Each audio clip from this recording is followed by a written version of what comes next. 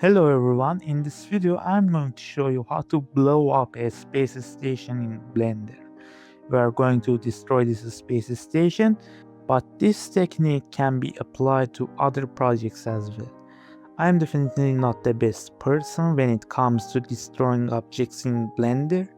I'm still learning, but since I managed to get a really great result, I decided to record a tutorial about it. Let's get started. Before we open Blender, we need to go to jangaFx.com and download a VDB explosion file. jangaFx is an amazing website that offers a large number of VDB files made with Embergen completely free. I personally like the mid-air explosion the most, but it's 5.5 gigabytes. A smaller option is the ground explosion, which is only 616 megabytes, and we can download that one instead. Now let's open Blender and open my project file. I've included a download link in the description. If we go to rendered mode, we'll see this view, a close-up of a planet I made a few months ago. Before we do anything, let's go to Edit, Preferences, then go to Save and Load. Make sure to enable AutoSave and set the timer to 2 minutes. Then save your preferences from this menu. We do this so that if Blender crashes for any reason, we can go to File, Recover, AutoSave and find our project there. Now, before we make any changes to the model, we need to import the VDB explosion file first. So press Shift S and set the cursor to the world origin. Then press Shift A, go to Volume and click Import OpenVDB. Go to where you saved the files, press A to select all and click Import OpenVDB Volume. And you won't see the VDB yet. That's because we are on frame 1 where the explosion hasn't started. But if I go to say frame 52 in the timeline, you will see the explosion appear. If you switch to render mode, you probably won't see anything, so we need to go to the shader editor and create a new material. Search for an attribute node, set the name to flames, and connect the factor to emission strength. Then add a mask node, set it to multiply, and increase the value. Now if I get closer to the volume, you can see it, but the further away we move, the less visible it becomes.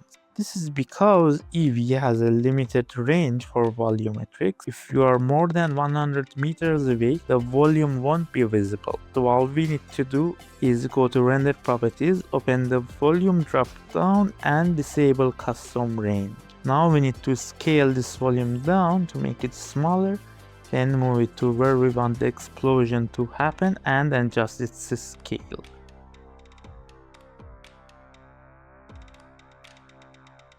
If I play the animation now, you can see it's looking really good, but what we need is to make the entire model move slightly when the explosion happens, to give the impression that the blast has affected the space station's movement. All we need to do is add an empty, scale it up, and then hide the extra objects like the camera, the earth image, and the lights. I want the explosion to start at frame 30, so I select the VDB, go to Object Data Properties, and set the start to 30. Or maybe 27. Now at frame 30 in the timeline, I select the empty and insert a keyframe on rotation X. Then I go to the last frame, set the rotation to -30 and insert a single keyframe. I select both keyframes, press T and set the interpolation type to Bezier. Now I select all my objects, press Ctrl P and choose Set Parent to Object Heap Transform.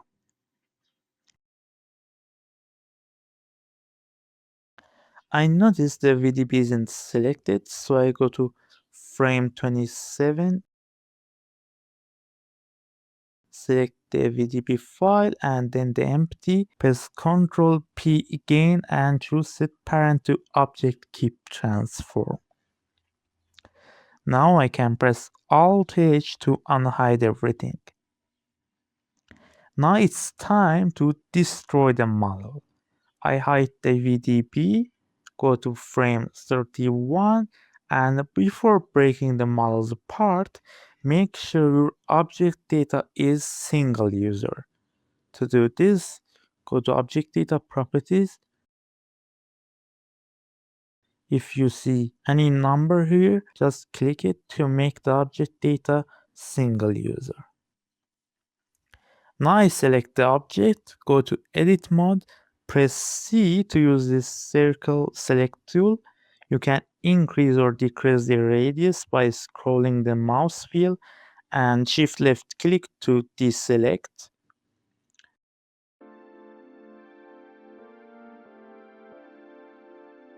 I select certain parts of the object and deselect the bottom faces. Then I press P and choose Separate Selection. Now at frame 31, I press F3 and search for Quick Explode.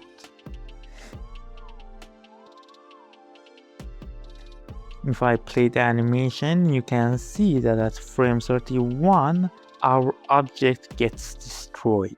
Now we know there is no gravity in space, so these particles shouldn't be falling downward. So I go to Particle Properties, Field Weights, and set Gravity to 0. If you play the animation again, you will see that no longer happens. We can also set the lifetime to 200 so the particles stick around longer. Now, just like before, we need to go into Edit Mode, select parts of the objects we want to destroy and separate them. We'll repeat this process a few times.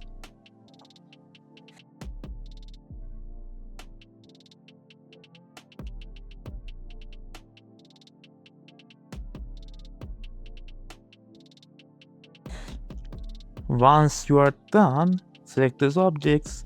You can also select the small details like this on the body of our model.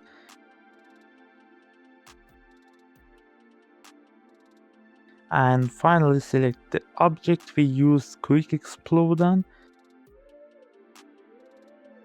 Then press Ctrl L and click Copy Modifiers. If I play the animation again, you will see all these objects get destroyed at frame 30. It's also a good idea to destroy some parts of the main space station model itself. So I select this object, go to Edit Mode, press Ctrl R to add a few loop cuts, select some parts of the object,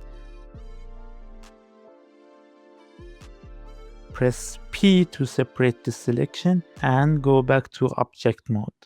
I select this object, then one of the particle objects, press Ctrl L again and click Copy Modifiers.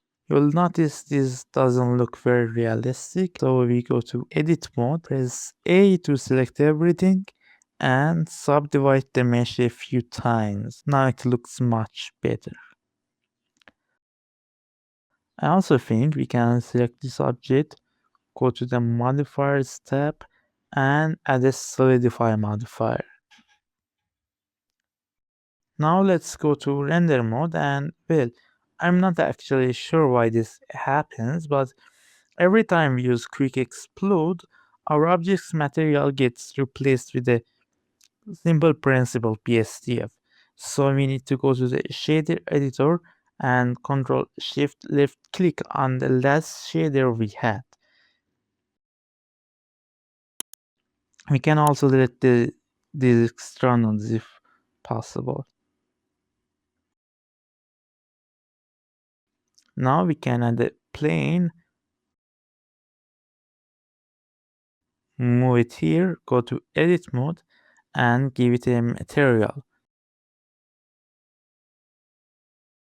Go to UV editing, press slash to isolate the plane, select the face, select everything here, and scale it down. Select this edge and extrude it upward. Then select everything, press U, and click Cube Projection. It seems we need to scale this down again, and I think this looks good. I go back to edit mode, press F2 and rename the plane to debris and move it to a new collection.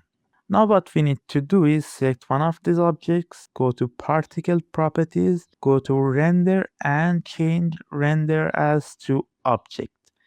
Then select the plane, reduce the scale here, enable rotation, enable dynamic, set the angular velocity to 2 and increase randomize. Now we need to simulate the blast effect, meaning the particles should first get drawn upward by the explosion force, then float freely. To do this, we add a force field, press Shift A, go to force field and add a wind force field. Move it here and scale it up, go to frame 30, set the strength to 10, right click and insert keyframe. Then go to frame 31, set the strength to 0, right click and insert keyframe. That doesn't look great, so I go back to frame 30 and set the strength to 20. Right click and insert keyframe again. Before playing with force fields, I select the particles and increase the scale randomness here. Now I go to frame 30, press Shift A, and this time add a force field. Move it here, set the strength to 50, right click and insert keyframe. Then go to frame 35, set the strength to 0 and insert keyframe again. This should look much better now. I highly recommend playing with these values yourself to get the result you are looking for. Now I select the VDP file, go to shader editor and add a color ramp. Connect the value to the factor and set the color stops colors to orange and yellow. We also need to go to render properties and in the volume drop down set the resolution to 1:2. We also need to enable ray tracing and make sure to turn on motion blur as well. Now let's set a camera. Select the camera here and adjust it to your liking.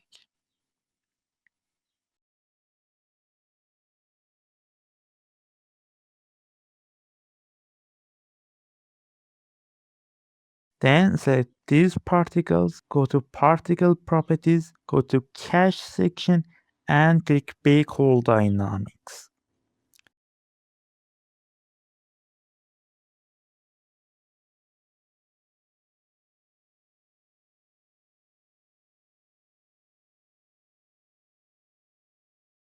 Now select this point light and move it over here. Adjust the color.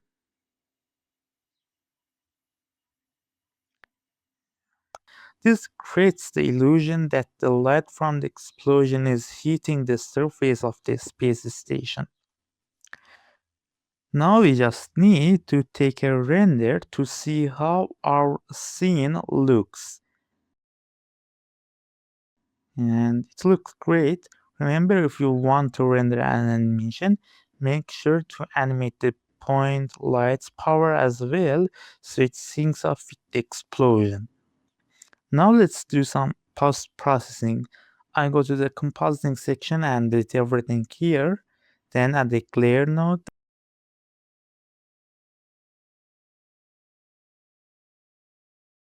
and a mix node.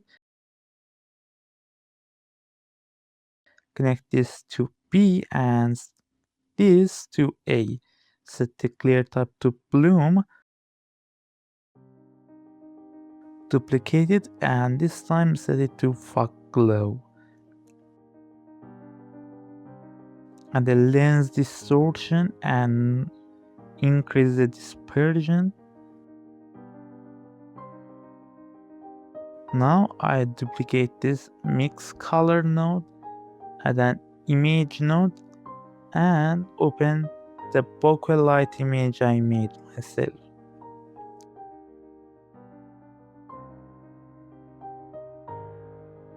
I duplicate this mix color node again and set the blending mode to color.